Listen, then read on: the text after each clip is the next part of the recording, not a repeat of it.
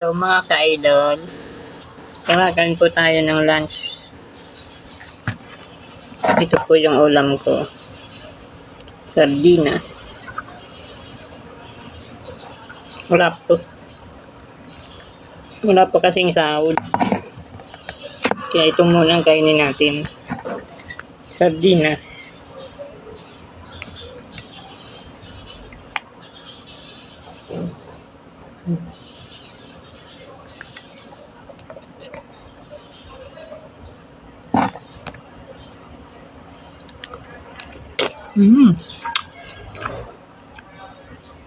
Sarap pa rin pala.